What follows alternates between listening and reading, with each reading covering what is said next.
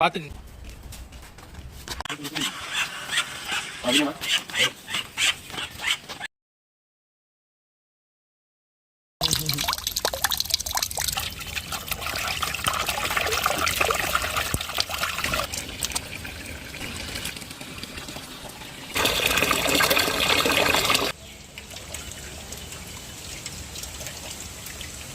கறி சோறு சமையல் பாருங்க. இன்னைக்கு ஒரு புதிய